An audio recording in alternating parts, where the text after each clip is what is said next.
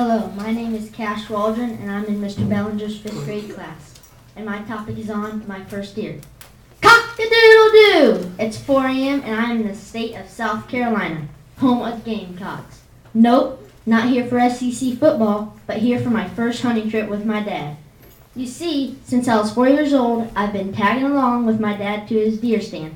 But most of the time, I would fall asleep on the ground with a small blanket thrown over me to keep me warm.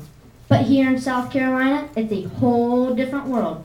I woke to the rooster crowing and wiped the sleep out of my eyes. I put my camo on and made it to the breakfast table to grab a snack. Our guide told us we'd be hunting on the edge of a cotton field where big bucks are known to cross. We got in the Chevy Silverado and down the road we went. As we pulled off the road, we silently slipped out of the truck. We made our way to the tree stand and climbed up and got settled in.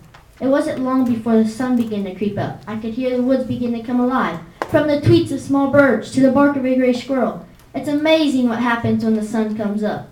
It wasn't long before we noticed movement. As the sun rose higher, we noticed a doe and a yearling feeding. Time went on, and I was getting worried, because our guide was going to be picking us up in about 5 minutes. But within a blink of an eye, my dad saw a buck and told me to get my gun and to get ready.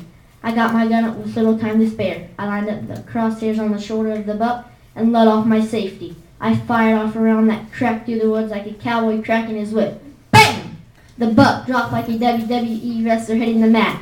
I was so pumped. I gave my dad a high five and was going to jump up, but remembered I was still in my tree stand. As we sat there in the steamy hot August morning, I could only picture the enormous buck I'd just shot. We looked up over the cotton field and saw our guide heading our way. We scurried down a tree stand just as the guide pulled up. The guide asked us if we had any luck. I answered him proudly with a yes. He drove us over to the magnificent 10-point buck that was in full velvet.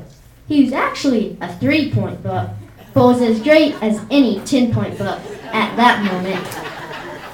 We loaded the deer and made our way back to camp, where the story of this hunt would be told over and over about how I killed my first buck with my dad.